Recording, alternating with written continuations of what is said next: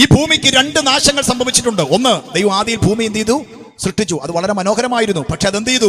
പാഴും ശൂന്യമായി പോയി. എങ്ങനെ? ലൂസിഫറിനെ വെട്ടിയിട്ടപ്പോൾ ഈ ഭൂമി എന്തായി പോയി? പാഴും. നൂറ്റാണ്ടുകൾ ഈ ഭൂമി അങ്ങനെ പാഴായി കിടന്നപ്പോഴാണ് ദൈവം വീണ്ടും തീരുമാനിച്ചു, ദൈവത്തിന്റെ ആത്മാവ് വെള്ളത്തിന്മേൽ പരിവർത്തിപ്പിച്ച് സ്വർഗ്ഗം അതിനെ ഒന്നുകൂടെ റീഫോം ചെയ്തു. ആ ഭൂമിക്കകത്താണ് ആര് ജനിച്ചത്? പിന്നത്തേതിൽ നോഹ ജനിച്ചത്. പക്ഷേ ആ ഭൂമി റീഫോം ചെയ്ത് കഴിഞ്ഞ് മുന്നോട്ട് പോയപ്പോൾ വീണ്ടും ആ ഭൂമി എന്തായി പോയി? വഷളത്തമായി പോയി. ആ ഭൂമി ജലപ്രളയത്താൽ നശിച്ചു. അതുകൊണ്ടാണ് യേശു പറഞ്ഞത് മത്തായി സുവിശേഷത്തില്, നോഹയുടെ കാലം പോലെ മനുഷ്യപുത്രന്റെ നാളിലും വരും.